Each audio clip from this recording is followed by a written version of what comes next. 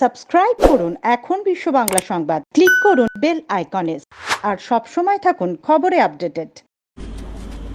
নমস্কার, আপনারা দেখছেন এখন বিশ্ব বাংলা সংবাদ আর আপনাদের সঙ্গে তৃণমূল ভবন থেকে সরাসরি সম্প্রচারে আমি সোমনাথ। মুখ্যমন্ত্রী মমতা বন্দ্যোপাধ্যায়ের ম্যাজিক চলছে। পাহাড় থেকে জঙ্গল কিংবা সাগর থেকে শহর, বিজেপিকে কার্যত ধূলিসাৎ করে 21শে জুলাইয়ের পর থেকে মুখ্যমন্ত্রী মমতা বন্দ্যোপাধ্যায়ের ডাকে যারা অন্য দলে চলে গিয়েছিলেন বা যারা অন্য দল থেকে আসছেন আহ্বানে একের পর এক সাড়া দিয়ে কিন্তু দল বদল কার্যত চলছে। আজ দল বদলালেন হেভিওয়েট দুই নেতা।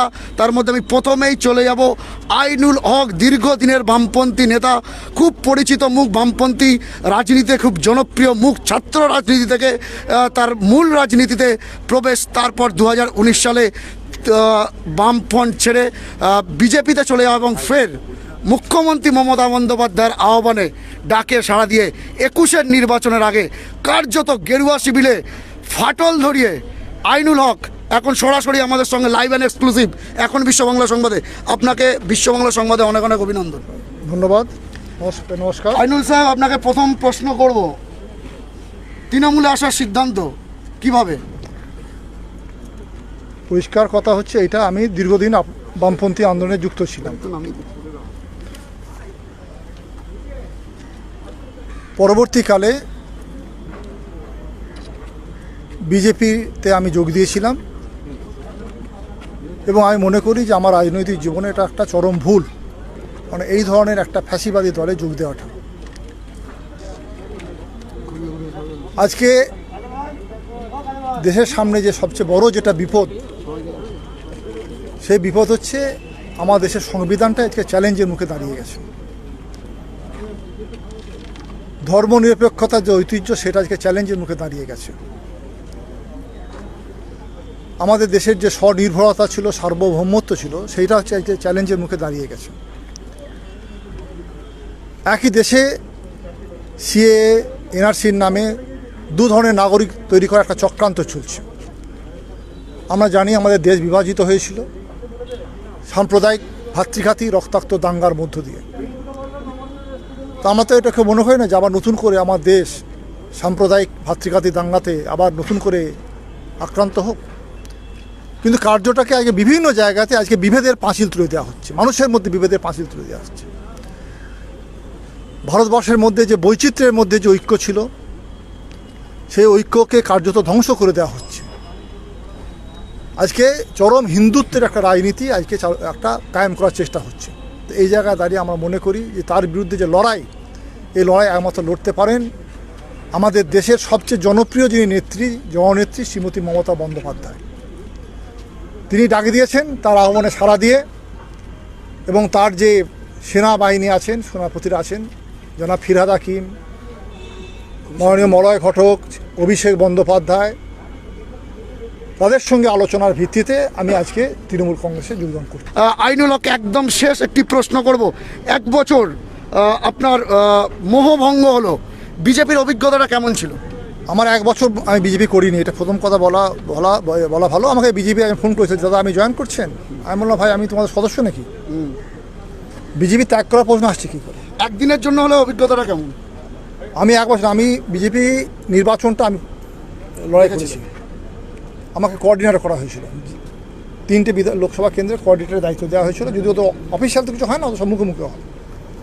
বিজেপির প্রার্থী ছিলেন আপনি? না, বিজেপি প্রার্থী কোঅর্ডিনেট আমি দায়িত্ব পালন করেছি। এবং আপনারা খোঁজ নেবেন যে সেই নির্বাচনে আমি কী ভূমিকা পালন করেছি। উনি তো আছেন, সুন্দর পাসওয়ান, উনি তো ছিলেন পালন করে, জানেন যে কী ভূমিকা আমি পালন করেছি। কিন্তু নির্বাচন বিজেপির সঙ্গে থাকতে থাকতে বুঝেছি এই দলটা কি ভয়ঙ্কর দল। বিজেপি হতে পারে, তার পিছনে কিন্তু হচ্ছে আরএসএস।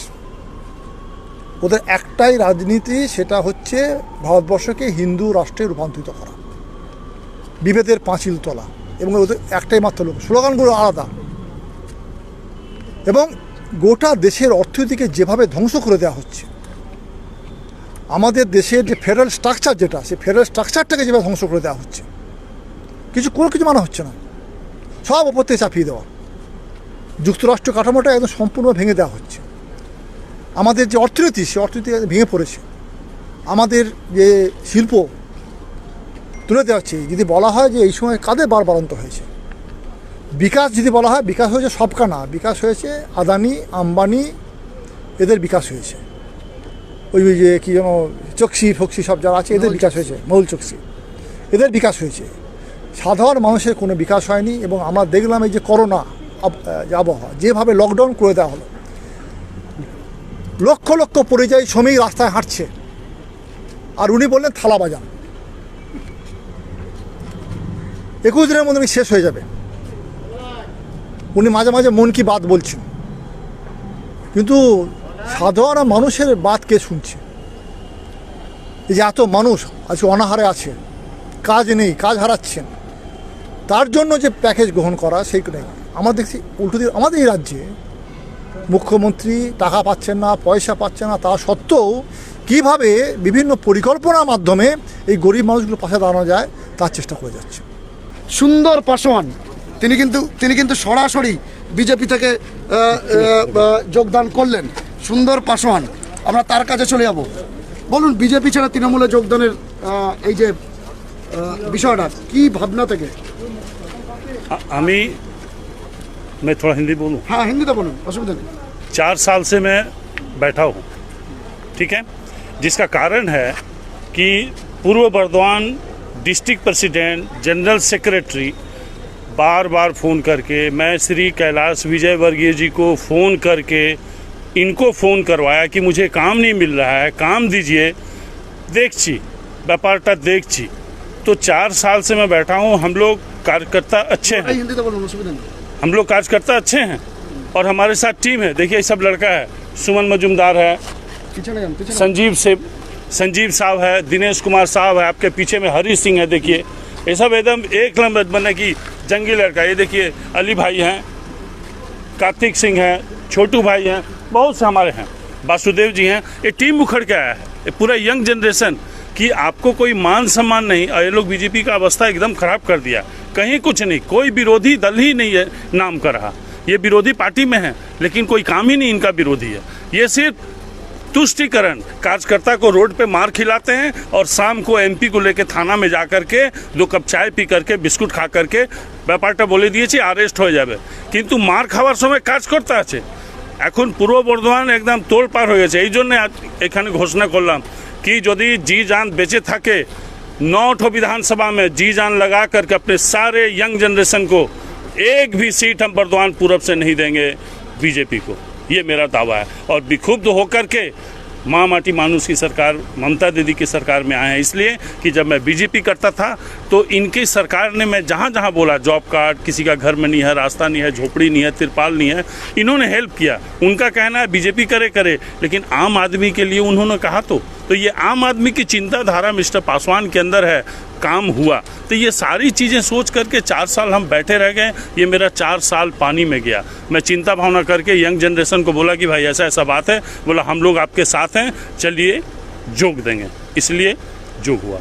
আইনুল হক এবং সুন্দর পাসওয়ানের সঙ্গে প্রায় 103 কর্মী সমর্থক পূর্ব বর্ধমানের তারা যেমন জয়েন করলেন, এর পাশাপাশি 2 বিশিষ্ট চিকিৎসক রেজাউল করিম এবং কৌশিক চাকি তারাও কিন্তু তৃণমূল কংগ্রেসে জয়েন করলেন। সব মিলিয়ে 21-এর নির্বাচনের আগে নিজেদের ঘর গুছিয়ে নিচ্ছে রাজ্যের শাসক দল তৃণমূল কংগ্রেস। অন্যদিকে প্রতিদিনই গেরুয়া শিবিরে রাজ্যের প্রতিটি প্রান্তে বড় বড় ফাটল দেখা দিচ্ছে। তৃণমূল কংগ্রেস ভবন থেকে ক্যামেরায় কৌস্তবের সঙ্গে সোমনাথ, দেখতে থাকুন, সঙ্গে থাকুন। এই মুহূর্তে বাংলার সবচেয়ে জনপ্রিয় নিউজ পোর্টাল এখন বিশ্ব বাংলা সংবাদ। সাবস্ক্রাইব করুন এখন বিশ্ব বাংলা সংবাদ, ক্লিক করুন বেল আইকনে আর সব সময় থাকুন খবরে আপডেটেড।